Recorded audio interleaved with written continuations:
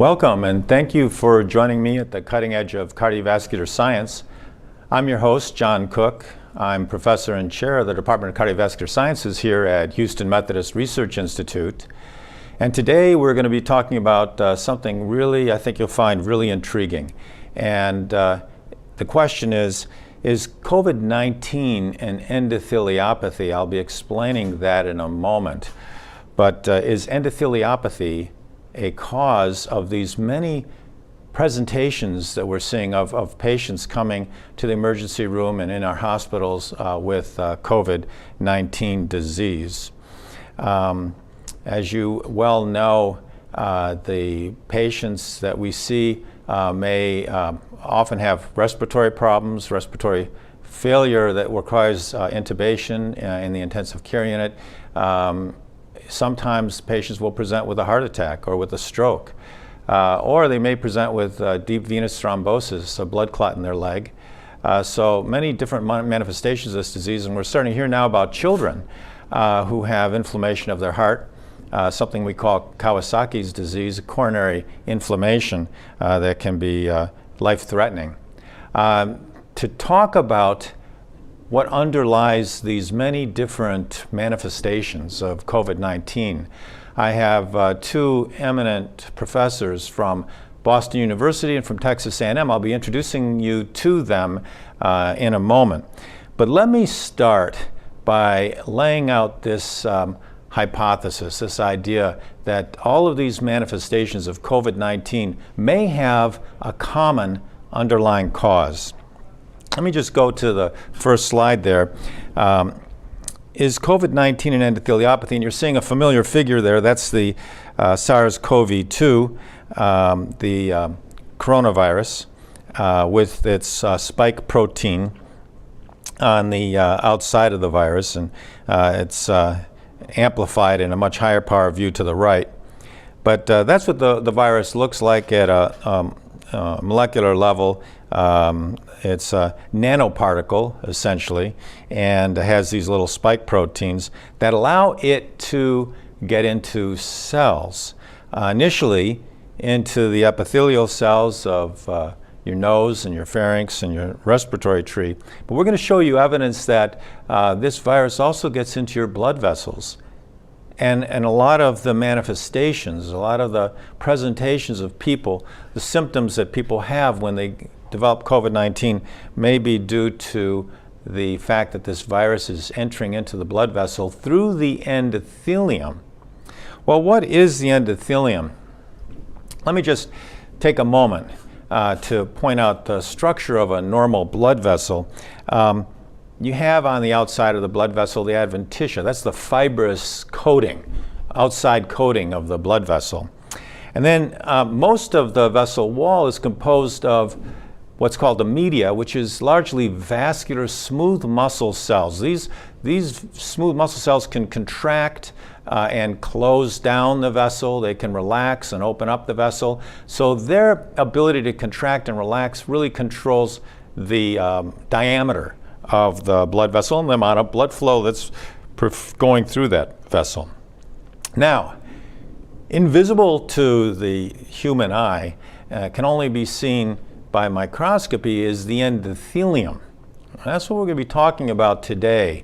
This is a diaphanous film of tissue that is only one single cell layer thick, a monolayer that invests all of our blood vessels, the veins and the arteries and the arterioles, the venules, all of the little blood vessels, and the capillaries are just the very smallest blood vessels in our body, are composed of exclusively of these endothelial cells, which form tubular structures known as capillaries. Now, the endothelium can be thought of as the Teflon lining of our blood vessels. It keeps things from sticking. It regulates blood flow because it releases it's basically a factory. It releases a panoply of paracrine factors that influence the blood vessel, that control its tone, that control whether those smooth muscle cells are contracting and closing off the blood vessel or relaxing and opening up the blood vessel. And the endothelium also you can think of as kind kind of a doormat. It allows white blood cells in. It can allow platelets to adhere when it's inflamed. When the endothelium is activated, it can get activated by pathogens like viruses. It can get activated by cell damage. And then the endothelial cells will start to act more like Velcro. They'll make these adhesion molecules and make these factors that draw in white blood cells, leukocytes, into the vessel wall. That is how inflammation starts. You can't have inflammation without the endothelium. So the endothelium controls the interaction of the blood vessel with circulating blood elements, and when you're healthy, when your endothelium is healthy, your heart and blood vessels are healthy. When you lose that normal endothelial function of regulating the blood vessel, then you have this beginning of disease. So cardiovascular disease, heart attack, stroke, those diseases start with an abnormality of the endothelium. They start with the endothelium losing its Teflon-like quality and becoming more like Velcro. Now, this is why we're talking about the endothelium today.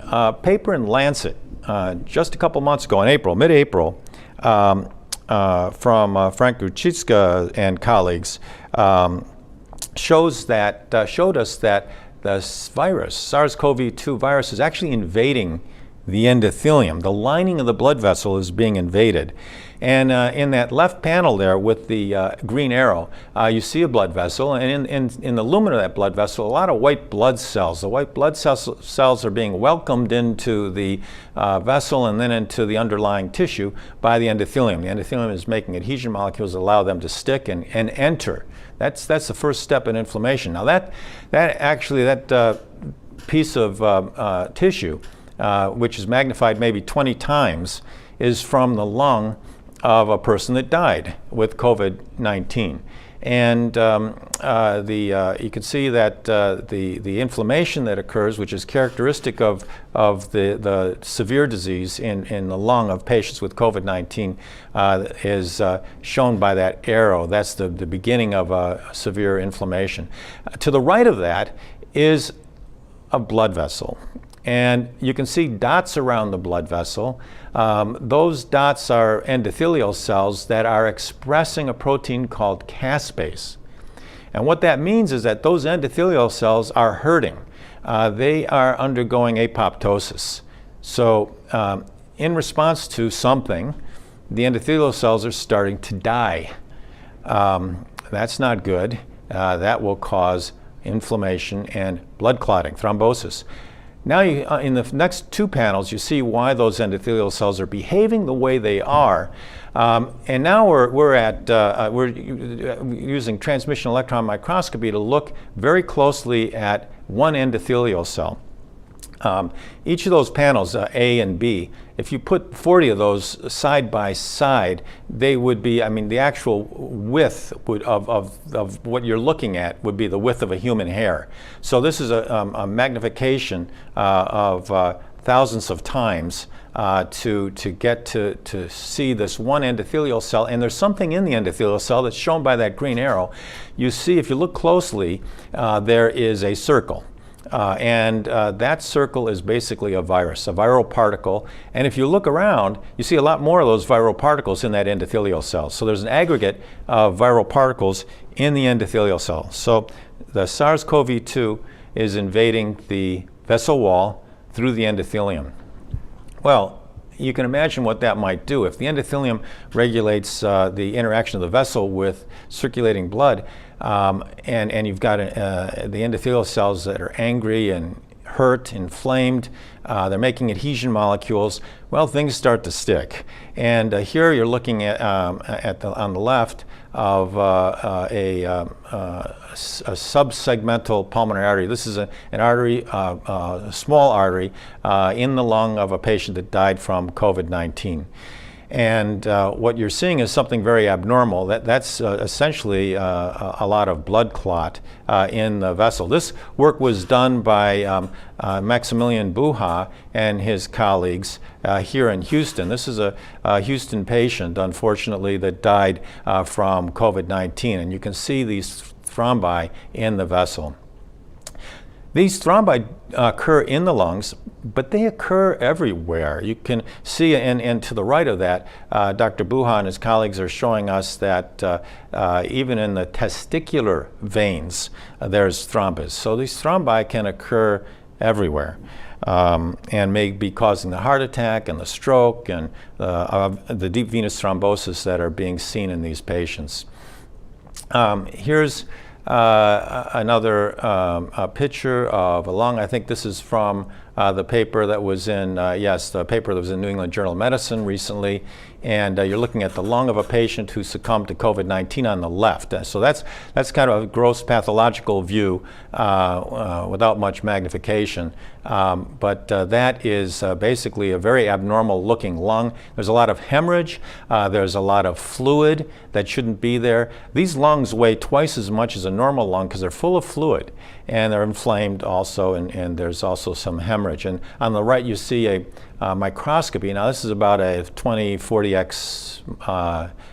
magnification, and you're looking now at just a single alveolus, or maybe two alveoli together. Actually, there's, well, let me say there's three. 1, 2, 3. Those three open spaces are alveoli. The alveoli are the air sacs in the lung, and the air sacs are basically composed of mainly two types of cells. You got the endothelial cells and you got the alveolar epithelial cells. And basically the endothelial cells are forming a capillary that's providing the blood to that air sac, which is getting oxygenated. And that's how our blood gets oxygenated, by these capillaries that are in close association with the air sacs. So blood should be flowing through that, but it's not. There's actually a thrombus in that capillary and it's blocked. So these microthrombi were 9-fold more prevalent in patients with COVID-19 as in patients with, that died from influenza. So this was a paper in New England Journal of Medicine that compared, recently, the lungs from patients that died of flu, influenza, and patients that died from COVID-19. And there's a significant difference in the vascular appearance of these lungs. Something else that's kind of strange. This is a very high power view. Again, we're back to electron microscopy, and hundreds of magnification, hundreds of X magnification. Here on the left, you see a normal looking microvasculature of the lung. That's what these capillaries look like. They're lining alveoli. See those little open spaces everywhere between the capillaries. Those are the air sacs. Now, look to the right. That's what we see in COVID-19, very abnormal capillary structure. This is that New England Journal of Medicine paper I was telling you about that just came out recently. And they observed this aberrant excessive growth of capillaries, so-called angiogenesis. This is intussusceptive angiogenesis, but essentially what it is an abnormal, aberrant angiogenesis. And these lungs are making a lot of vascular endothelial growth factor and other angiogenic factors. So this is very different from other forms of lung disease. And very nice paper by Peter Carmelit and his colleagues in Nature Communications, it was Nature Reviews, Immunology, just recently.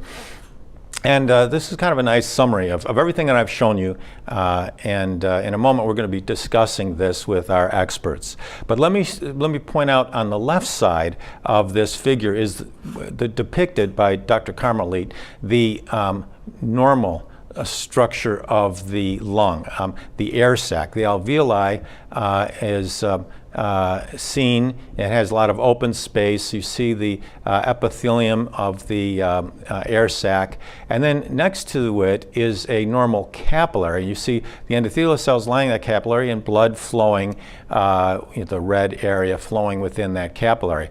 Well, the capillaries, as you can see, are closely approximated to the air sacs and bring the blood into association with the air sacs so the blood gets oxygenated. So that's normal. And then in the, on the right side is the problem with COVID-19. The authors have nicely shown water accumulating in the air sac, and that's ultimately the cause of death in these patients with fluid accumulating in the air sacs. But it's because the endothelium is become very abnormal. And if you look closely at that diagram, you can see that the capillary structure is very abnormal. The endothelial cells have come apart, so fluid can leak in between them. So this loss of the normal monolayer of the capillaries allows fluid to get in, and also white blood cells are gaining ingress into the capillary through the endothelium. But it's the endothelium that is really orchestrating this. It's the adhesion molecules of the endothelium and allowing the white blood cells to stick and enter into the air sac. And also the endothelial cells are making adhesion molecules like PCAM that allow the platelets to adhere and form a blood clot. So that's Dr. Carmelite's hypothesis in a nice schematic. The COVID-19 is an endotheliopathy that is causing the cytokines, is creating the cytokine storm, the conditions for a cytokine storm, and the thrombosis in the lung. And finally, this final slide just showing the many cardiovascular manifestations of COVID-19. So in addition to having the problems with the lung, patients can have a heart attack, they can have irregular heartbeats, they can have thromboembolism, they can have blood clots in their legs and in the lung. So let me, that was kind of a summary of the cardiovascular manifestations and the role of the endothelium.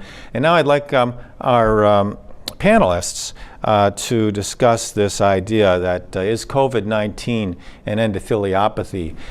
Joining us from Boston University is John Connor, professor at Boston University in microbiology, and he is also professor in NEEDL, which is a great acronym for the National Emerging Infectious Disease Laboratory. And he's an expert in lethal viruses and their effects on the host. He studies Ebola, Marburg, and now SARS-CoV-2. And also joining us today from Texas A&M is Dr. Abhishek Jain. Dr. Jain is a bioengineer who's developed a very nice tool for us to understand how this virus is causing endothelial dysfunction. He's going to be talking about that in a minute. John, AJ, thank you for joining me. Nice to be with you. Mm-hmm. So maybe actually start with you, John. What do you think about this idea that a virus invasion of the vessel could be causing many of the manifestations of the disease of COVID-19? Yeah, so what I will say is that this, from my perspective, seems to be not an exact repeat, but a rhyme of other severe viral. That the idea that the endothelium is somehow altered, that you have these major effects, are something that's been seen in other circumstances. And so this is something that in COVID appears to start out as a respiratory disease, but that is not all that it is. The disease begins to progress to something that is then different than we have seen in the past. So you're saying that there are SARS-CoV-2 and other lethal viruses can start in the lungs, but then they can go elsewhere. And do these other diseases also go to the blood vessel? These other viruses go to blood vessels? Yeah, so it's a great question. And my answer is that I come to this from a slightly different background of seeing viruses that do eventually appear to make endothelial impacts. Mm-hmm. And that comes from really looking at the hemorrhagic fever viruses, Ebola, Marburg, also Lassa fever, that have been known for a long time to induce severe disease that is often associated with very high fatality rates. So this is fatality rates in the range of 10 to 90% versus the 1% that we're estimating currently for COVID-2. Mm-hmm. And the types of diseases are slightly different at the beginning, but there are similarities into how these diseases end up manifesting. Mm-hmm. If I can, I'm going to take the opportunity to share my screen just as a way to highlight really how we've experienced some of these diseases in the past. And here what I'm showing you is a nice slide from Chip and Andrea Marzi that was published in Virology Journal about a year ago. And this is really highlighting the the disease Marburg virus, which is carried by bats and is thought to be transmitted to humans by a number of different mechanisms, including blood mechanism, but also potentially through mucosal surfaces. And the virus then doesn't traffic really to the lung, like COVID-19 is thought to do, but it does traffic into the body. It ends up in the liver, where it does a tremendous amount of replication, as well as the spleen.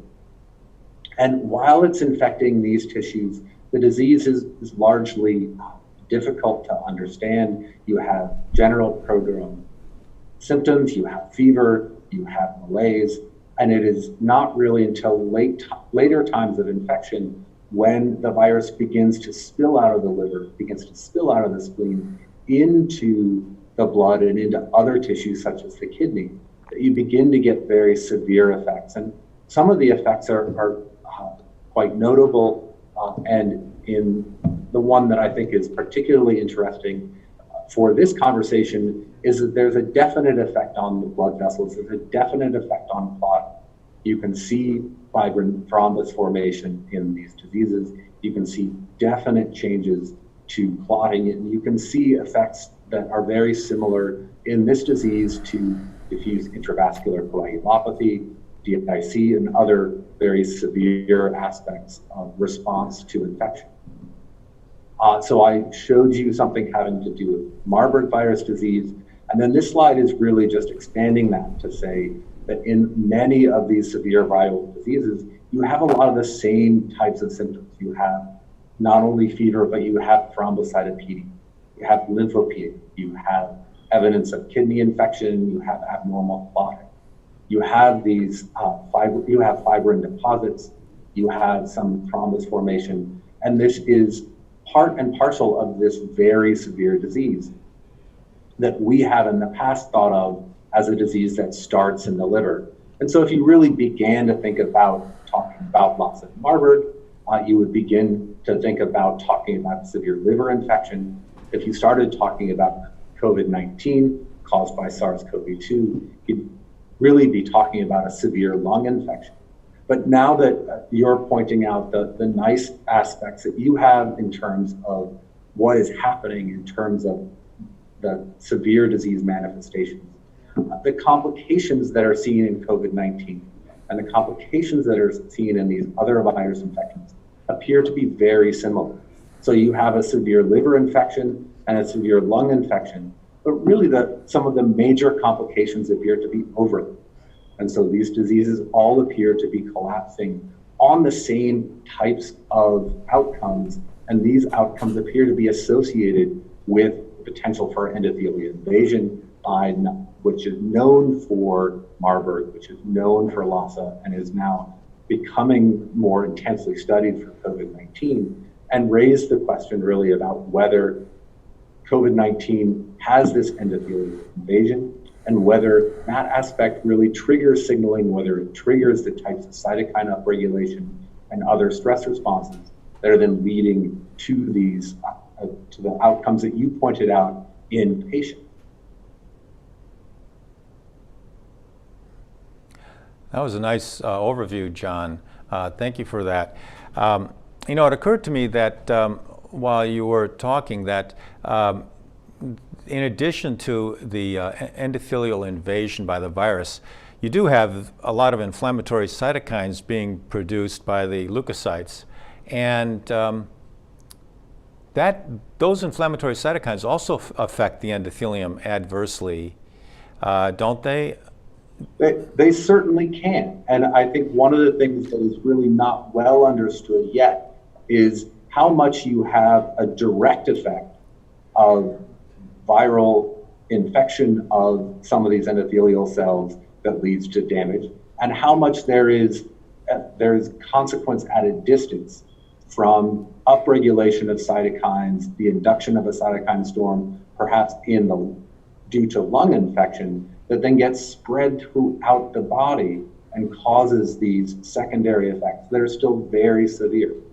And these effects may be also encouraged by other aspects of human physiology, including if you have underlying conditions. A lot of the risk factors that are associated with severe disease are also tilting the body towards an inflammatory response, are tilting the body towards having this underlying activated inflammatory situation. And so there's really the possibility of multiple insults that have this same negative impact on the endothelium. Those are great points, and I think the question that you just raised is how much of the COVID-19 endotheliopathy is due to direct invasion by the virus, or how much of it is just due to the inflammatory cytokines that are being produced? And then you raised also the question of why is it that patients with pre-existing cardiovascular disease and endothelial dysfunction, why are they more predisposed to getting this disease? And I think we can get the answers from the work that Dr. Jain is doing. And what do you think, Dr. Jain? Would you be able to, with some of the microfluidic approaches you're using, be able to tease out these questions? Yes, thanks, John, for bringing this up. I think this is a key question, right? What would be a good model system to learn about these very fascinating biological aspects? So, the way where we come into picture is, we've seen models that are very good models of thrombosis or blood clotting, for example, or endothelial dysfunction. And there are models of infection, but there is a gap in terms of when you want to model this integrated phenomena of how infection itself induces some of these endothelial dysfunctional aspects and its downstream effects, such as blood clotting. So in my lab, we sort of use these bioengineering approaches that are borrowed from disciplines of tissue engineering and even regenerative medicine to come up with these model systems where you can bioengineer a disease and then learn about the disease and then move forward to test drugs. Because ultimately we want to learn about the disease so that we can find a drug for it. So I can start sharing some of the slides that I have and talk about it a little bit more. So one of the things that we are learning about COVID-19 is that related to the endothelial dysfunction and are these clinical reports that are coming from China and also from other nations as well, is the fact that a lot of these patients who have the severe most symptoms and the patients who are not surviving the disease have one common underlying factor, which is that they have a dysfunctional endothelium and corresponding to that thrombosis, and in particular venous thrombosis. So you can really start thinking about categorizing patients who have severe form of the disease and then the symptom of thrombosis versus patients who may not have thrombosis and have a better chance of getting cured from the coronavirus. So how can we model it and learn about what is going on in these patients? So one of the things that we do learn about blood vessels, and in terms of blood vessels, veins in particular, which are specialized blood vessels, because they have an additional job of just transporting the blood. That additional job is to support the heart and pumping the blood back to the heart. So our heart does a very good job in distributing the blood to the organs of all the organs of our body so that they can supply the oxygen and nutrients. But it doesn't take up the responsibility of bringing the blood back to it, and it gives that job to our veins. And the way the veins do it is by the fact that they have these unique features which look like these U-shaped cusps, and we call them valves or venous valves. And then they pump the blood. It's like a one-way valve system that pumps the blood back to the heart.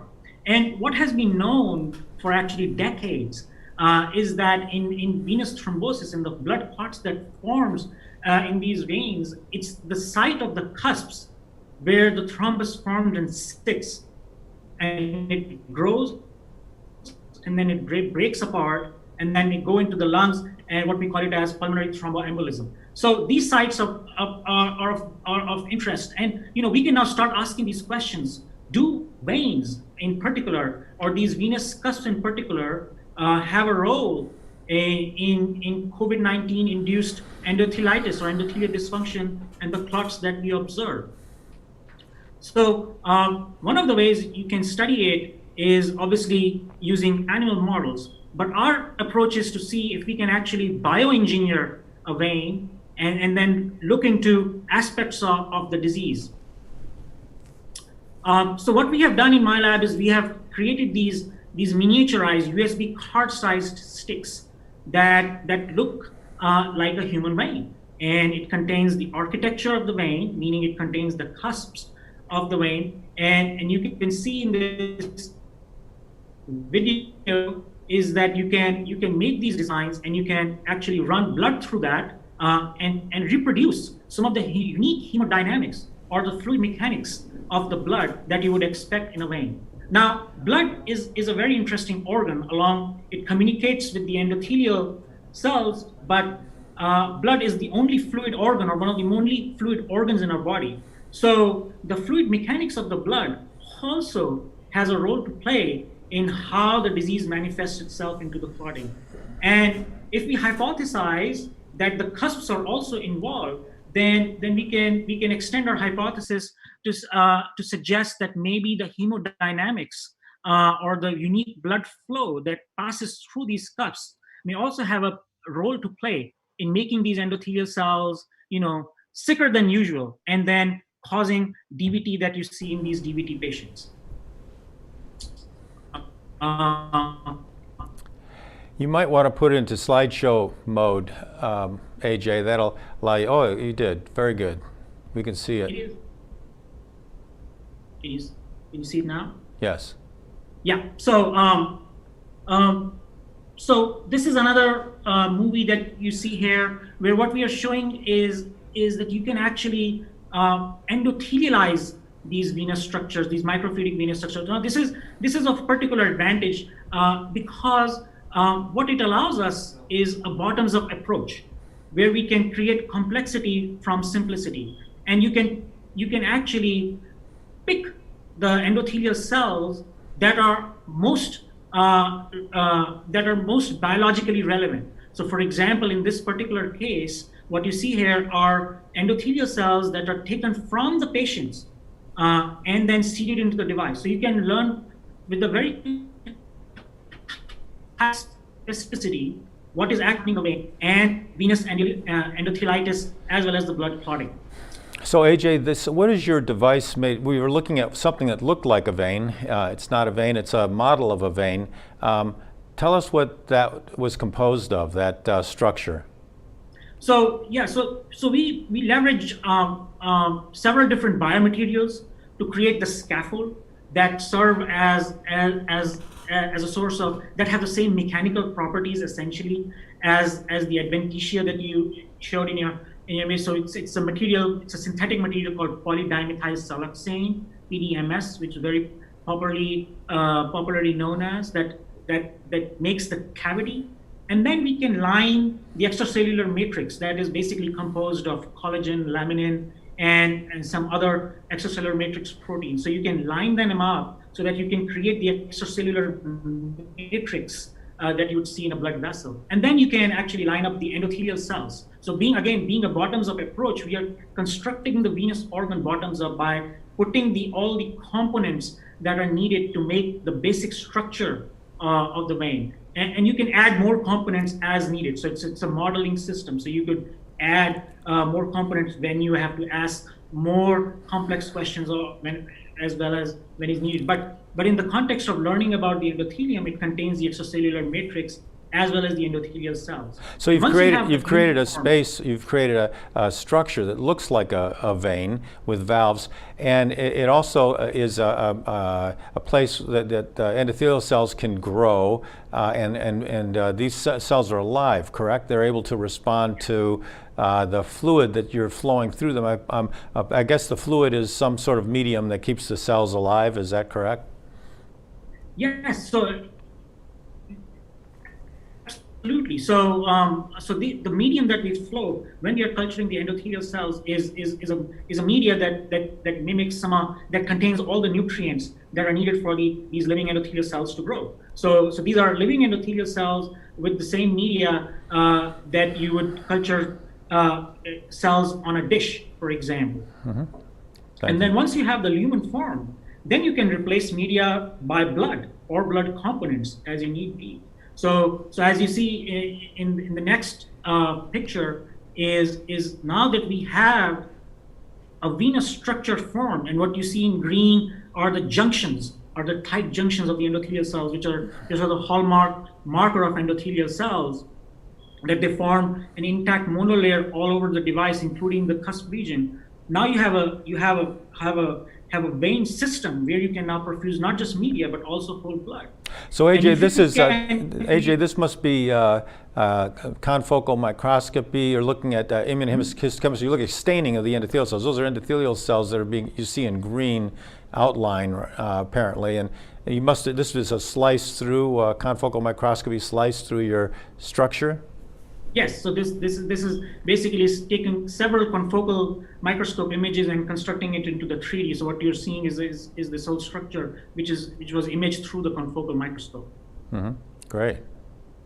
Yeah. So so what is great about is now you can induce endothelial activation or dysfunction. You can induce it by inserting, for example, the virus in this case, and then you can very systematically see what is going on into the endothelial cell. But importantly, what we can also learn is any heterogeneous effects that may be arising within this complex structure. So is it possible that the endothelial cells within the vein cusps are more prone to taking in the virus and then creating a situation where it becomes more prothrombotic, and what we see in vein patients?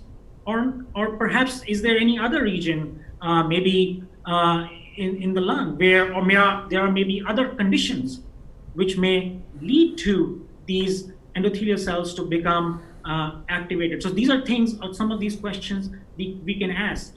Do the cytokines that are released in the lung essential to cause venous thrombosis, or is the virus alone enough to cause thrombosis? So some of these questions, you can dissect them and answer them with a model like this. And we have done some experiments. So creating an environment of endothelial activation, perfusing whole blood through it, and then seeing a blood clot form within the device. And one of the advantages of this system is that it is very transparent in the sense that you can, as you said, you can put it on a microscope and you can do live cell microscopy. You can learn about events that are happening in real time, what I call it as, analog to digital conversion of biology, where, you can see the biology as it happens and then look at it and analyze it and quantitate it. AJ, I think you might have a picture of that in the next slide. There we go. Yeah. So this is the last picture in my slide deck where we look at venous clots that are formed in vivo inside a human lung, inside a human leg, vein cusp, and this is what a thrombus looks like when you do a histology of an actual patient. And on the right-hand side is a blood clot. It's a scanning electron micrograph of a venous clot that is also formed in that cusp. And you can zoom in and look at the ultrastructure of the clot. You can look at the red blood cells. You can look at the leukocytes. You can look at the fibrin content of it. So you can really go inside and zoom inside the blood clot itself. You can also look at the endothelial cells. In this picture, you don't see that very clearly, but you can also look at the endothelial cells and look at it, parse out very specific mechanisms, very specific determinants of blood clots that are actually making these patients sick and are a factor that would determine whether these patients will live or die. Thank you, AJ. That's a great device that you've developed, and will allow us to sort out some of these questions. One of the things that I'm really struck by, all of us are struck by, is that the people that are having the greatest problem with COVID-19 are people that I would characterize as having an endotheliopathy to begin with. These are people that have high cholesterol, high blood pressure, diabetes, that have pre-existing cardiovascular disease. We know, from 25 years of work in this area, that those individuals with those pre-existing conditions, cardiovascular disease, diabetes, hypertension, they have endothelial dysfunction. They have an endotheliopathy. So these individuals seem to be more likely to get a severe form of COVID-19. And maybe with your device, we can expose the endothelial cells to those kinds of conditions, high glucose and high blood pressure, and see if that predisposes the endothelial cells in those chips to more venous infection, for example. Yes, absolutely. I think this is a great opportunity to learn about some of these effects in a very specific way. So you made a very good point. So one of the advantages of our devices is that you could bring in or put endothelial cells taken from some of these patients who have these pre-existing conditions. You can also, we already know that some of these pre-existing conditions lead to a hypercoagulopathy, or which is actually detected in the plasma in the blood samples. So we can take blood samples from these patients and actually run through this device to actually see if we actually see a more prothrombotic condition or not, or what are the real factors. Are they present maybe in the blood or maybe in the endothelial cells? We can dissect out some of these very specific determinants that may be resulting in these in DVT in these COVID-19 patients, which we can do this with a technology like that. Let me turn to John Connor for just a minute. Let's just say that the virus is attacking the endothelial cell. How do you think it is causing these derangements in the endothelial cell that are leading it to express adhesion molecules and chemokines and cause this inflammatory response or cause the endothelial cells to die? What's going on there? How does the virus have these effects? Yeah, so these are great questions. I would say right now, there's not a really clear answer for what is going on in COVID-19 and what SARS-CoV-2 is doing when it is infecting these cells, if it really is having a high level effect. But if we look at other viruses to try to help understand this one, there are circumstances, and I of course am familiar with viruses like Ebola and Marburg, where at end stages of disease, you do see infection of the epithelium, and there are stress responses that are part and parcel of that infection.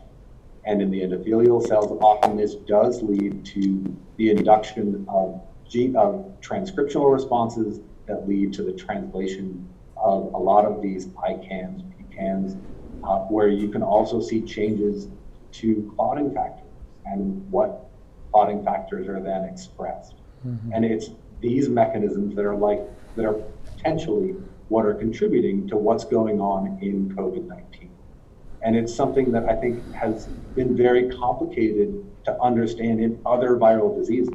And it's primarily because there are so many things going on that in the context of human infection, you cannot stop and investigate the behavior of a vein over days.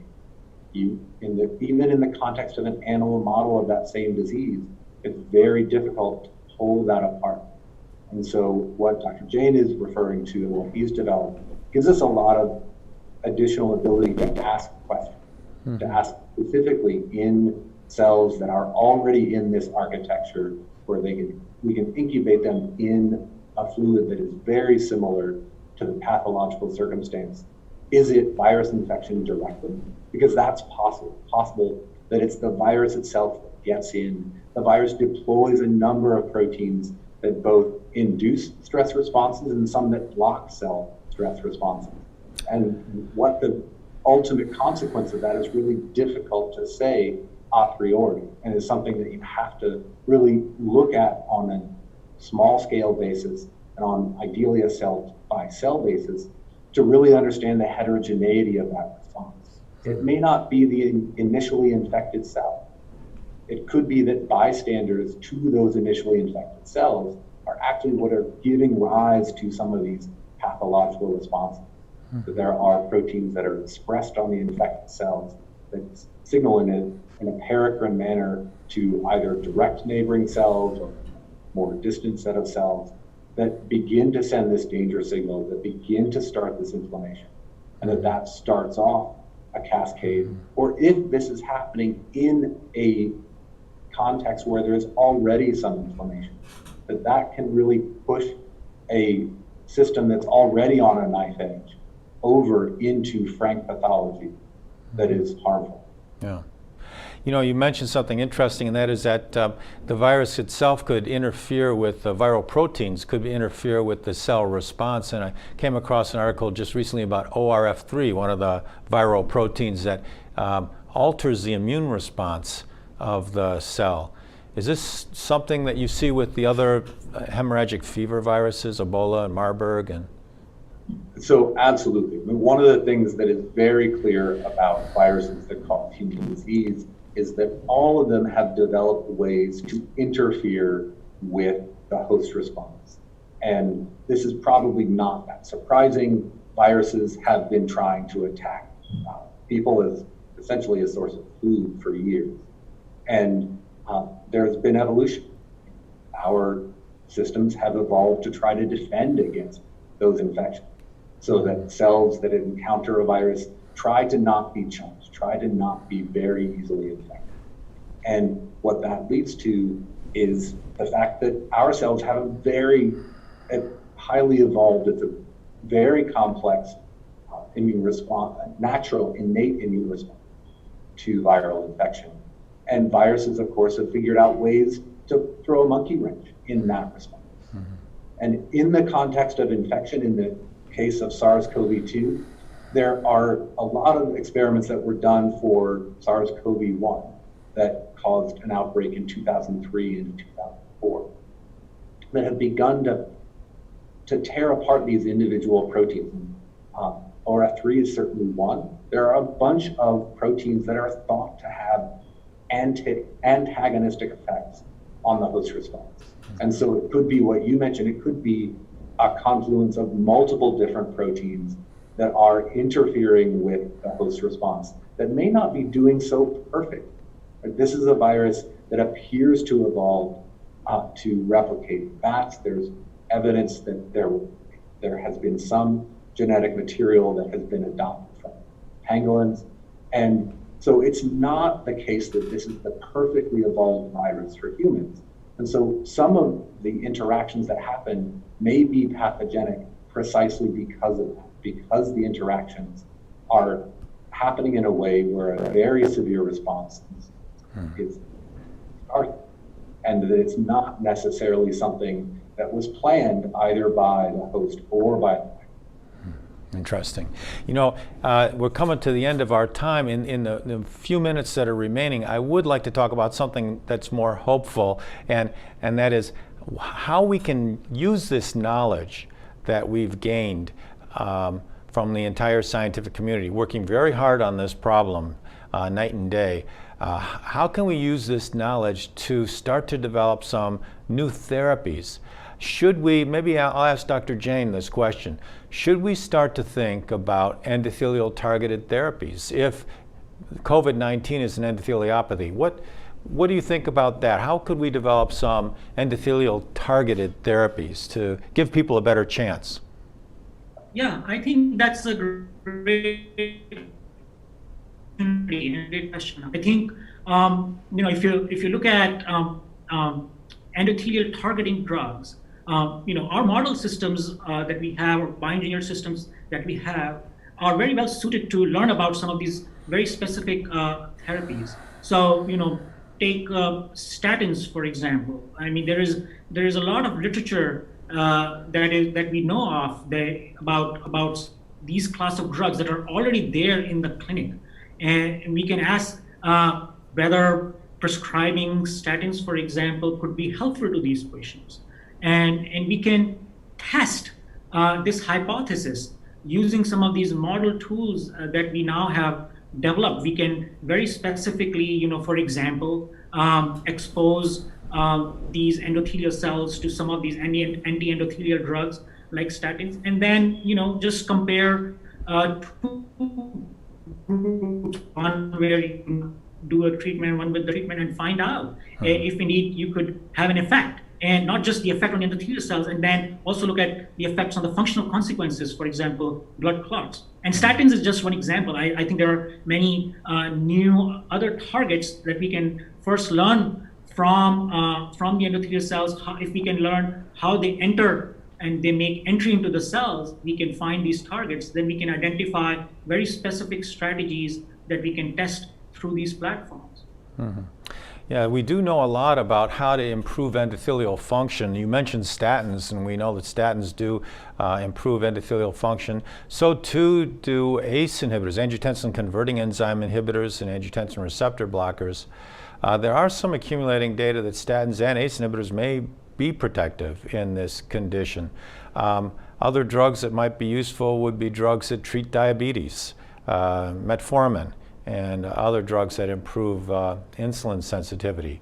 John, what about, from your standpoint, are there any virus-specific therapies that we could potentially use to improve endothelial function? So I think my perspective is that I still see some of the main things that are needed to fight SARS-CoV-2 to reduce suffering from COVID-19 are direct-acting antivirals. That it's really very difficult to foresee controlling all the symptoms using molecules that act peripherally. It would be really nice to have something that directly targets the virus replication. And there are a number of those small molecules that are currently working their way through trials. There's already remdesivir that has shown at least a moderate effect, which is encouraging. However, I think there's a lot more work to be done. What I do think targeting the endothelial space will be really useful for is in severe cases, under conditions where you have someone who is already at high risk. I think the approach to try to either prophylactically or directly address that issue, to try to control the level of inflammation underlying, could be very effective in diminishing suffering from COVID-19. So I think that aspect of going after those symptoms can be really helpful, but I really think that it's important to do it in concert with true antiviral strategies that are effective. So I think thank you for that, John. I think there's some things that we all can do to improve our endothelial health. Eat a good diet. Mediterranean diet has the best evidence for improving endothelial health, and get plenty of exercise, get exercise regularly. That's gotten a little bit more difficult these days, but got to find a way to do that. And then if you have risk factors for heart disease, get them treated. If you have high blood pressure, if you have high cholesterol, diabetes, get those things treated and you'll be in better shape.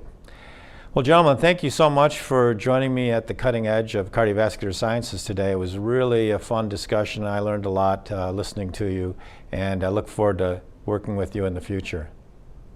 So long. Thank you. Great to be here. Thank you.